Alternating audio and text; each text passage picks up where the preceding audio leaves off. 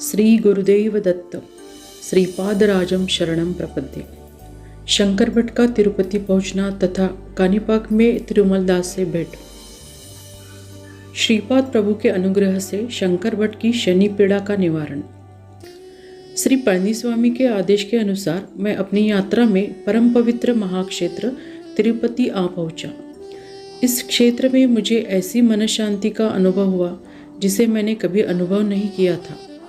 तिरुपति महाक्षेत्र के पुष्करणी में स्नान करने के पश्चात मैंने श्री वेंकटेश्वर के दर्शन किए। मंदिर के आंगन में ध्यानस्थ हुआ और ध्यान में मुझे श्री वेंकटेश्वर का स्त्री रूप दिखाई दिया। बाल त्रिपुरारी सुंदरी इस रूप में देखी हुई मूर्ति क्षणों में परमेश्वर के रूप में बदल गई। कुछ समय के पश्चात वह श्री महाविष्णु के रूप में दिखाई देने लगी। ध्यान अवस्था में कुछ समय बीतने के पश्चात वही मूर्ति 14 वर्ष के अति सुंदर काया वाले बाल यति के रूप में प्रकट हुई। उस बाल यति की दृष्टि अमृतमय थी। दोनों नेत्रों से सहस्त्र माताओं के वात्सल्य अनुराग की मानो वर्षा हो रही हो।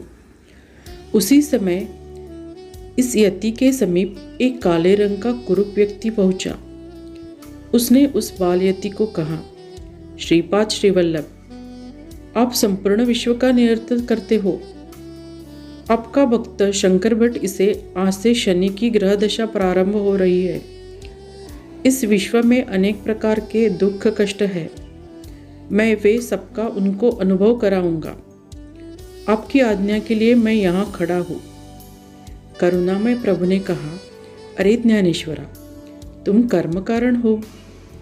जीवों को कर्म फलितों का अनुभव कराने क्या उन्हें कर्म विमुक्त करते हो। तुम तुम्हारे धर्मानुसार करो। आश्रित जनों का रक्षण करना यह मेरी प्रतिज्ञा है। इसलिए शंकर भट्ट को तुमसे प्राप्त होने वाले कष्ट काल में सहायता कर किस प्रकार उसकी मुक्तता करते हो तुम यह देखते रहो। श्रीपाद प्रभु और श्री ज्ञानेश्वर इस वार्तालाप के पश्चात दोनों मेरे ध्यान से निकल गए, किंतु अब मुझे भगवत मूर्ति का ध्यान करना कठिन हुआ। मेरे कष्टमय जीवन का आरंभ हुआ। श्रीपाद प्रभु मुझे कष्ट से मुक्त करेंगे, इस पर मेरा दृढ़ विश्वास था। मैं तिरुमेल पर्वत के तिरुपति गांव आ गया। तिरुपति के रास्तों पर मैं मनचाहा ढंग से चल रहा था।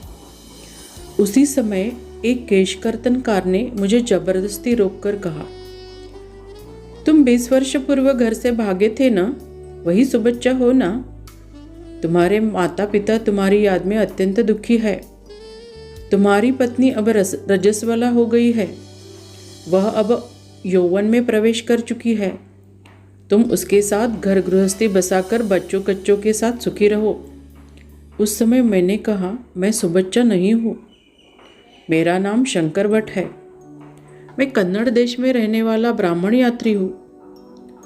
तिरुपति श्री वेंकटेश्वर प्रभु के दर्शन करके लौट आ रहा हूँ। मैं दत्त भक्त हूँ। श्री दत्त प्रभु श्रीपाद श्रीवल्लभ नाम से अवतरित हुए हैं।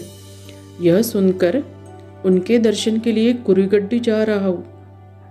परम पवित्र गायत्री की सौगंध खाकर मैं कहता हूँ, मैं ब्रह्मचारी हूँ। तुम जो समझ रहे हो वह केश कर्तनकार सुबच्चा मैं नहीं हूँ। मेरे आसपास अनेक लोग जमा हुए, किंतु मेरी आवाज़ सुनने वाला कोई नहीं था। प्रत्येक व्यक्ति मेरी निंदा ही कर रहा था। वे लोग मुझे सुबच्चा नाम के व्यक्ति के घर ले गए। सुबच्चा के माता पिता मुझे अपना पुत्र समझकर अलग अलग ढंग से समझाने लगे। उन्होंने कहा, बेटा, अब हमें छोड़कर मत जाना। घर में रजस वाला स्त्री को छोड़कर जाना महा अपराध है। उन लोगों में से एक व्यक्ति ने कहा, सुबच्चा का चेहरा दाढ़ी मूंछ से कारण छिप गया है। उसका क्षौर कर्म करने से उसे पहचानना सुलभ होगा। मैं सुबच्चा नहीं हूँ, मैं सुबच्चा नहीं हूँ, यह मैंने बार बार दोहराया, किंतु मेरी सुनने वाला कोई नहीं था। मेरा क्षौर कर्म किया गया, दाढ़ी मूंछें निकाल दी गई तथा सिर से पवित्र यज्ञोपवीत को भी निकाला गया। उनके परिस्थिति एक भूत वैद्य को बुलाया गया। उसकी चित्र विचित्र वेशभूषा और भयानक दृष्टि देखकर मैं भय से कांपने लगा। उस वैद्य ने मुझे रस्सी से बांधकर चाकू से सिर पर वार किया और उस पर नींबू का रस छिड़का। जख्मों से रक्त निकल रहा था। वेदनाएं असह्य थी। इतने सारे कष्ट देने के पश्चात यह निर्णय लिया गया कि सुबच्चा को किसी ब्राह्मण बुद्ध की बाधा हुई है। इसी कारण यह यज्ञोपवीत गले में डालकर मंत्र बड़बड़ाता है। तिरुपति के ब्राह्मण भी मेरी इस अत्यंत करुणामय अवस्था को देखकर भी शांत ही थे। उन्हें भी लग रहा था कि मैं एक यात्री सुबच्चा ही हूँ। मुझे किसी ब्रह्म राक्षस की बाधा हुई है। थोड़े समय के पश्चात मुझे उस गांव के श्रेष्ठ ब्राह्मण के पास भेजा गया। मैं एक कन्नड़ देशस्थ स्मरार्थ ब्राह्मण हूँ। मेरा गोत्र भारद्वाज है। मैं नित्य संध्या वंदना करता हूँ। मेरी इन बातों पर उनका विश्वास नहीं था। सुबच्चा को किसी कन्नड़ भूत की बाधा हुई है, इसलिए उसे उचित चिकित्सा करके पूर्व स्थिति को लाया जाए, ऐसा उन श्रेष्ठ ब्राह्मण ने निर्णय दिया। माथे पर हुई घाव की वेदना से मैं चकराया गया। मेरा रुदन केवल अरण्य रदन जैसे भांति था। किसी ने उसकी ओर ज्ञान नहीं दिया।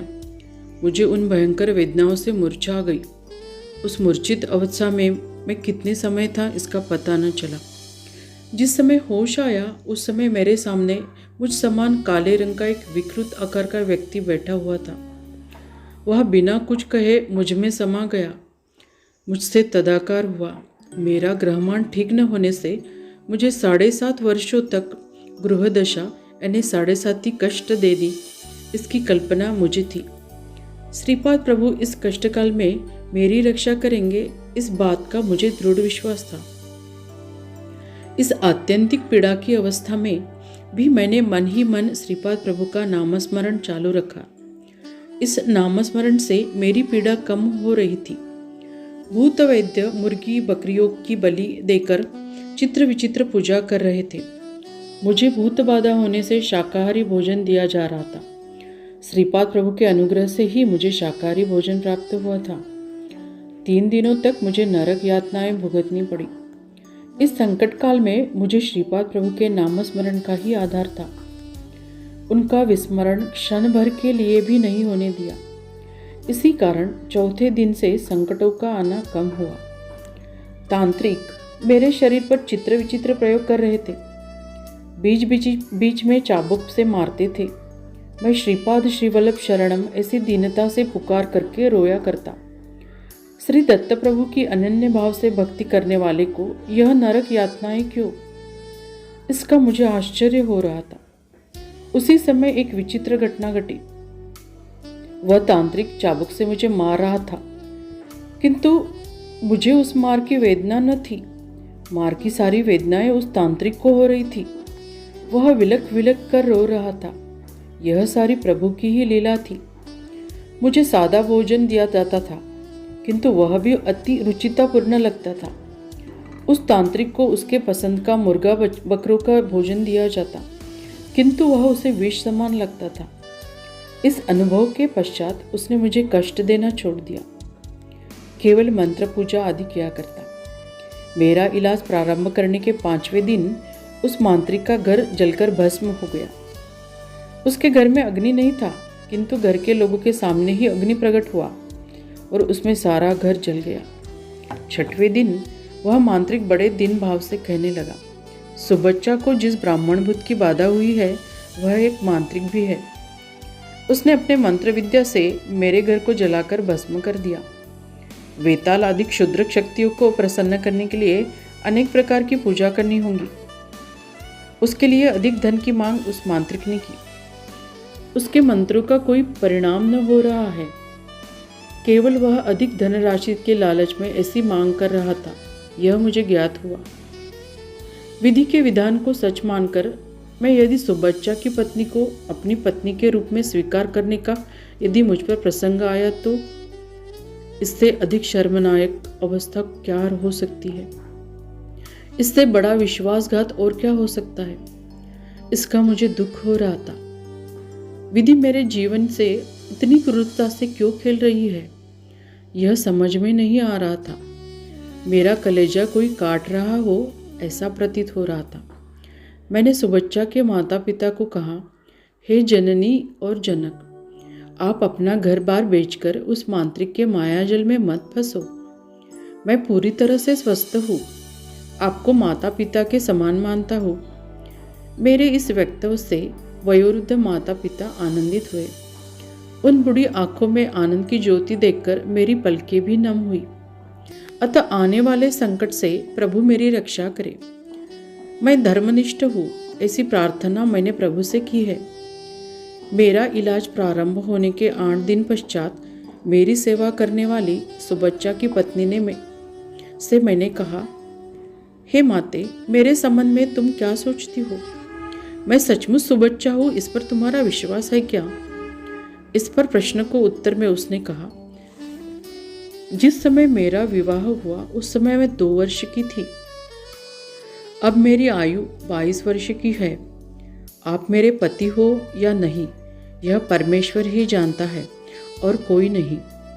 नव यौवन में पदार्पण किए पत्नी को देखकर पुरुष स्थिर नहीं रह सकते, किंतु आपने इतने कष्ट सहते हुए भी मुझे अपनी पत्नी के रूप में स्वीकार नहीं किया, मुझे स्पर्श तक नहीं किया। ये सब उत्तम संस्कार वाले व्यक्ति ही कर सकता है। आपके संबंध में मुझे कोई भावना नहीं है। आप यदि मेरे पति हो तो इस चरण दासी को त्याग कर मत जाइए। मेरे पति को घर त्याग करके 20 वर्ष हुए हैं। मेरा विवाह बाल्यावस्था में हुआ, वह भी मेरे न जानते हुए। इसी कारण आप मुझे पत्नी के रूप में स्वीकार कर सकते हो। मैं आपके मार्गदर्शन में रहूंगी। आपका जिनका निरंतर नामस्मरण करते हो उन श्रीपाद प्रभु का नामस्मरण करूंगी। इस जटिल समस्या का धर्म सम्मत निवारण हो, ऐसी श्रीपाद प्रभु के चरणों में मैं प्रार्थना करती हूँ। उसका वक्तव्य मुझे युक्ति संगत लगा। मैंने कहा, श्रीपाद श्रीवल्लभ साक्षात दत्त प्रभु ही है। इस कलयुग में उन्होंने अवतार धारण किया है। प्रस्तुत वे कुरवपुर में है। अपनी भक्तिभाव के अनुसार उनका वर्तन होता है। श्रीपाद प्रभु को सद्गुरु के रूप में स्मरण करने से सद्गुरु की ही कृपा प्राप्त होती है। यदि उन्हें परमात्मा के रूप में चिंतन किया जाए तो वे परमात्मा ही सिद्ध होते हैं। तुम भी श्रीपाद प्रभु का नामस्मरण करो। सच्चे कर्तव्य का बोध होगा तथा घर परिवार के सारे सदस्य को आनंदमय परिणाम का लाभ होगा। एक दिन सुबच्चा के घर एक ज्योतिषी फल बताने वाला व्यक्ति आया। जंगम देव के वेश में आए उस व्यक्ति के ताड़पत्री के ग्रंथ थे। थोड़े ही समय में वह समस्त लोगों का आदरणीय हुआ। वह भाविक लोगों को भूत भविष्य की घटनाओं के संबंध में सत्य जानकारी दे रहा था। उसके पास ताड़पत्री के ग्रंथ थे, उन्हें नाड़ी ग्रंथ बोलते हैं। उस शास्त्र में लिखे विषय सत्य है और उसमें बताई घटनाएं जैसी लिखी है वैसी ही घटती है, ऐसा उस भविष्यकार का दावा था। सुबच्चा के माता पिता ने उत्सुकतावश उसे बुलाया। उसने मुझे कुछ कौड़ियाँ दी और नीचे डालने को कहा। मैंने उसके कहने के अनुसार कौड़ियाँ नीचे डाली। उसने आंकड़ों का कुछ गणित किया और ताड़पत्री के ग्रंथ से एक पत्र निकाला और पढ़ना प्रारंभ किया। उसमें लिखा था, जिसने प्रश्न किया है वह शंकर भट्ट नाम का एक कन्नड़ ब्राह्मण है। श्री दत्तावतारी श्रीपाद श्रीवल्लभ प्रभु के चरित्र का लेखन यही करेगा।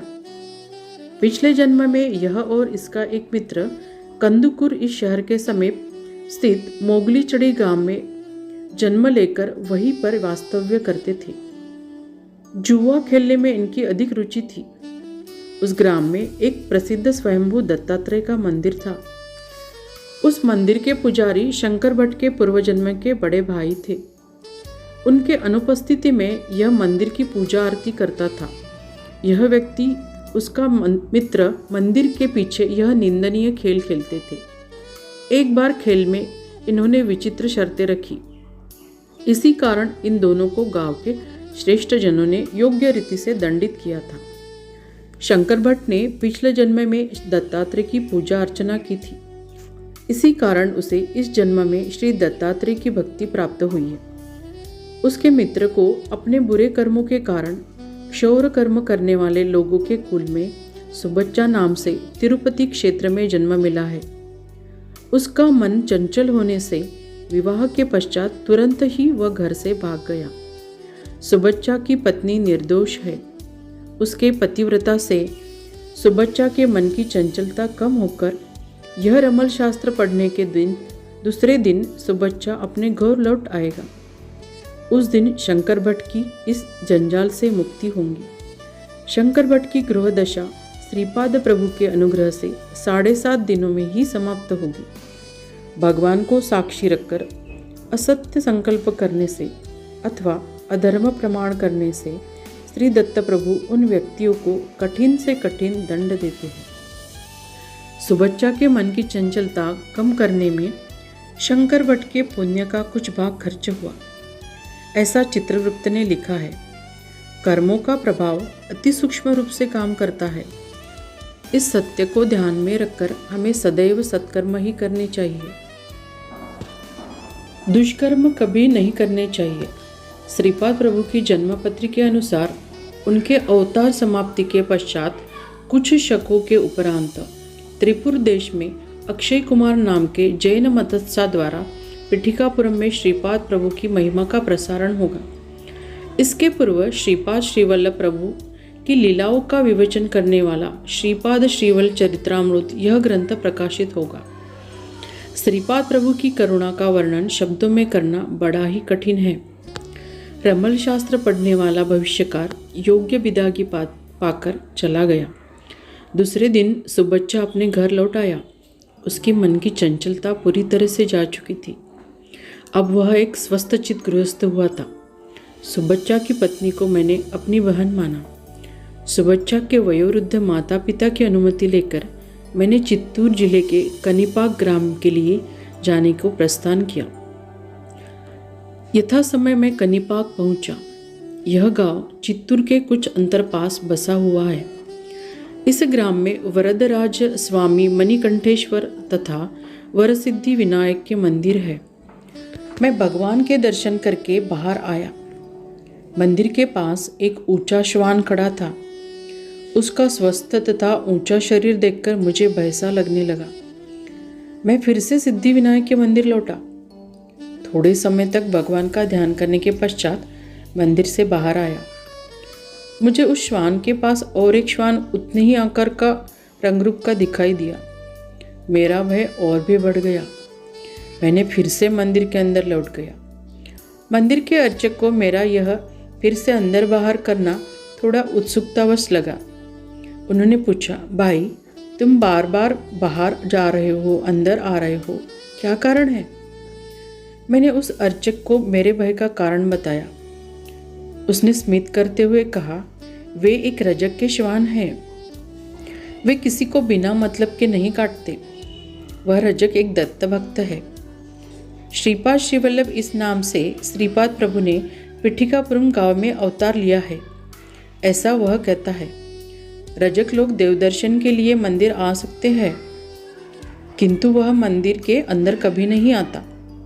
अपने श्वान को भेज देता है। मैं उन श्वान के गले में प्रसाद की गठड़ी बांध देता हूँ। वे वह प्रसाद अपने धनी को देते हैं। उस रजक के पास ऐसे 4 श्वान हैं। वे चारों आने के पश्चात उस अर्चक ने प्रसाद की गठरी एक श्वान के गले में बांध दी। वे चारों श्वान मुझे चारों ओर से घेरे हुए खड़े थे। उस अर्चक ने मुझे कहा, ये श्वान तुम्हें अपने घर ले जाना चाहते हैं। वहाँ जाना तुम्हें शुभकारक होगा। मेरे जीवन की प्रत्येक घटना श्रीपाद प्रभु के निर्देश के अनुसार ही हो रही थी, यह मेरा दृढ़ विश्वास है। सुबच्चा के घर घटी हुई घटना से मुझे लग रहा था कि हमें कुल जाति के आधार पर मानव में भेद करना उचित नहीं है। इस जन्म का ब्राह्मण अगले जन्म में चांडाल के घर में जन्म ले सकता है। मानव अपने किए हुए कर्मों की गठरी लेकर जन्म जन्मांतर के कर्म प्रवाह में बहता जाता है। शंकर भट्ट और तिरुमल दास का वार्तालाप। मैं उन श्वानों के साथ रजकों की गली में गया। तिरुमल दास नाम का लगभग 70 वर्ष की आयु वाले एक वृद्ध रजक अपनी कुटिया से बाहर आए। उन्होंने मुझे आदर भाव से अपनी चौपाई पर बिठाया ब्राह्मण कुल में जन्म पाने का मेरा अहंकार पूरी तरह से नष्ट हो गया था। श्रीपाद प्रभु के भक्त कोई जाति के हो मुझे आत्मीय लगते थे। वरसिद्धि विनायक मंदिर का प्रसाद तिरुमल दास ने मुझे खाने को दिया। मैंने प्रसाद ग्रहण करने के पश्चात तिरुमल दास ने कहना प्रारंभ किया, आइन विल्ली के गणेश जी ही श्रीपाद श्रीवल्लभ रूप में अवतरित हुए हैं। तिरुमल दास ने कहा, शंकर भट्ट, आज का दिन बड़ा ही मंगलमय है। आपके दर्शन का लाभ हुआ। तुम मेरे पास कब आओगे?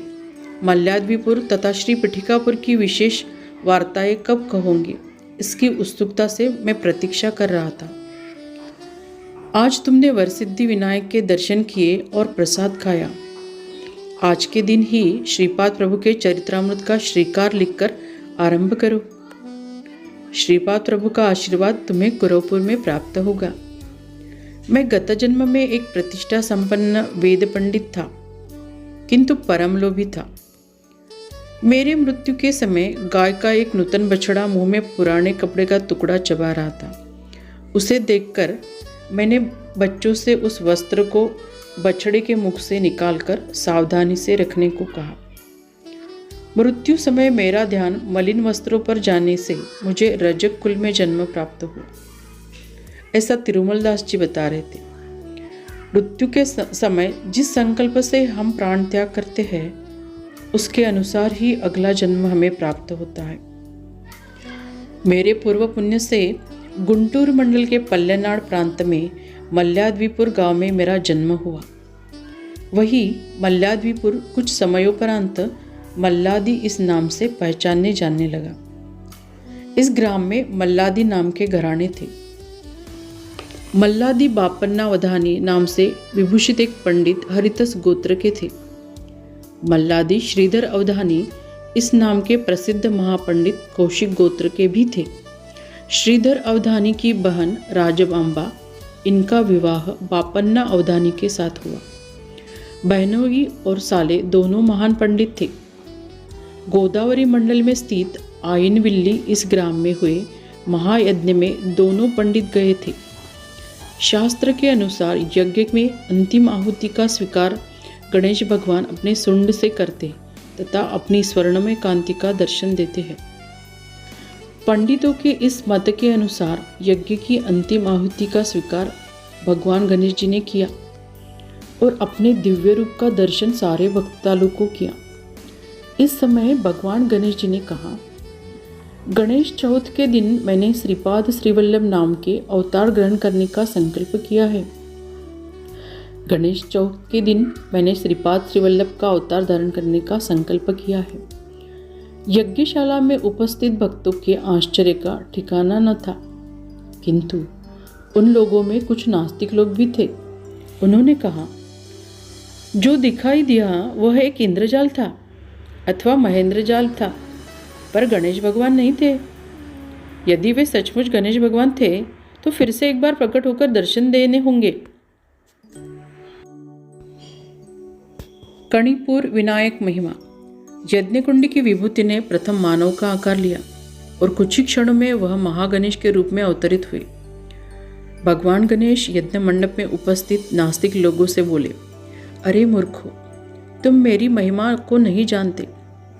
त्रिपुरासुर का वध करते समय शिव जी ने, चक्रवर्ती बलि राजा ने वामन भगवान को दान का संकल्प करने के पूर्व, भगवान श्री विष्णु ने भगवान शिव जी का आत्मलिंग ले जा रहे श्रावण को विरोध करने के पूर्व, भगवान श्री विष्णु ने महिषासुर का वध करते समय माता पार्वती ने तथा भूभार लेने के पूर्व आदिशेष ने मेरा ही चिंतन करके इच्छित फल की प्राप्ति की थी।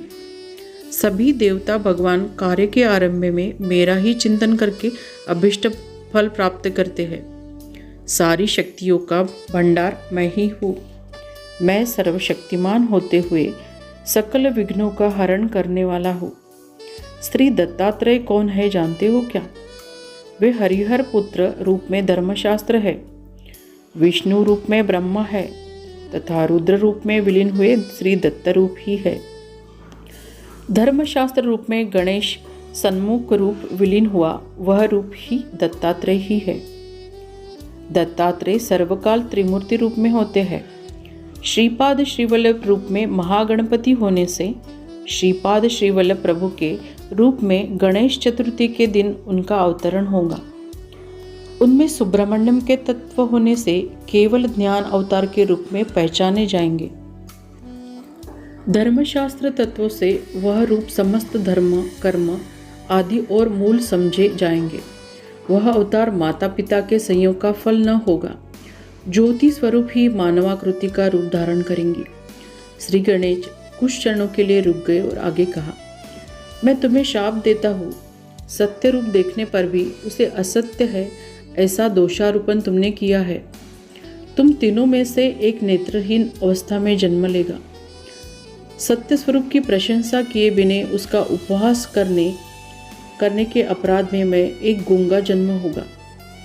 इतना बड़ा जनसमुदाय कर रहा था, उसकी ओर ध्यान न देते हुए उनका कहना न सुनने से आप में से एक बहरा होगा। तुम तीनों बंधु रूप में जन्म लेंगे। मेरे स्वयंभू मूर्ति का दर्शन लेने के पश्चात ही तुम दोष रहित होंगे। इतना कहकर भगवान गणेश अंतर्धान हुए। तिरुमलदास ने आगे कहा, 3 मित्रों ने कनिपुरम ने 3 भाइयों के रूप में जन्म लिया। इसमें से एक अंधा, एक गूंगा और एक बहरा था। भगवान को दूषण लगाने से इतना बड़ा अनर्थ होता है, इसका यह एक उदाहरण है। ये 3 भाई मिलकर कृषि अवस्था करते थे। इनके खेत में एक कुआं था।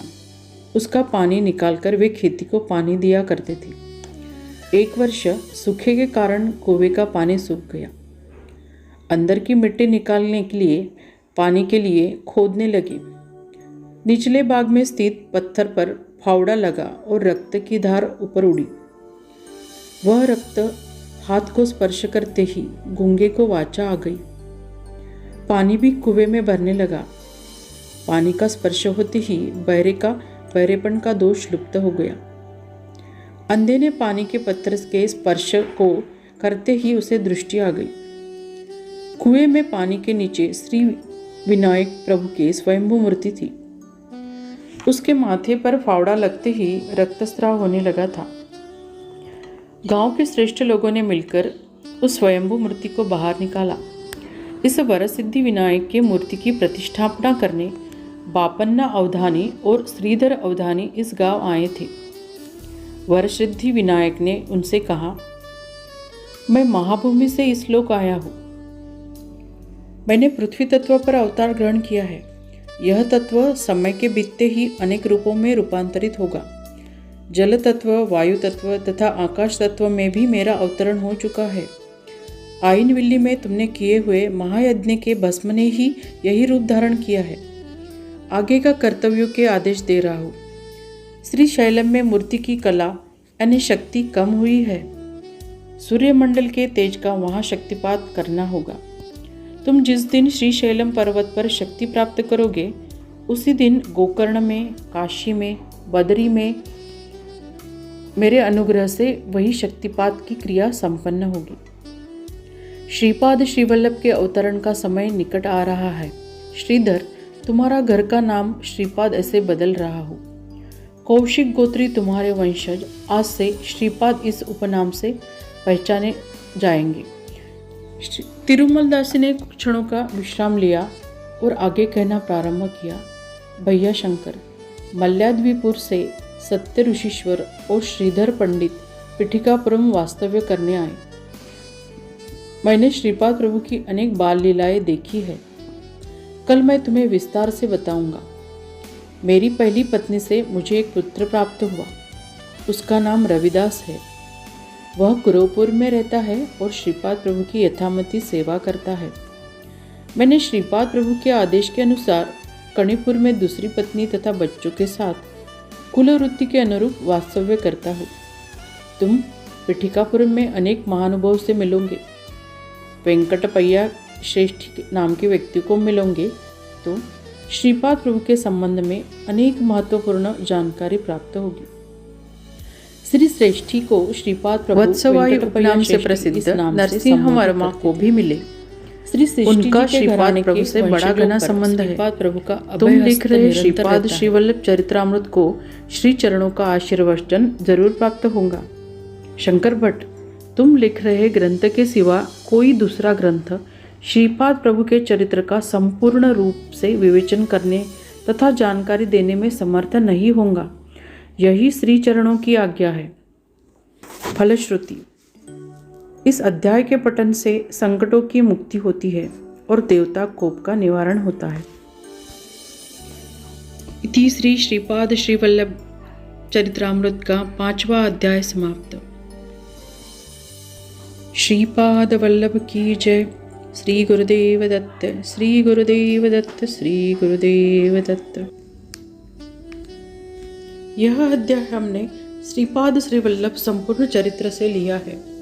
अगर समय अभाव से आप संपूर्ण ग्रंथ पढ़ने में असमर्थ है तो अभी संक्षिप्त श्रीपाद श्री वल्लभ चरित्रामृत उपलब्ध है। आप इसे जरूर पढ़िए और श्रीपाद श्री वल्लभ स्वामी जी का आशीर्वचन प्राप्त करिए।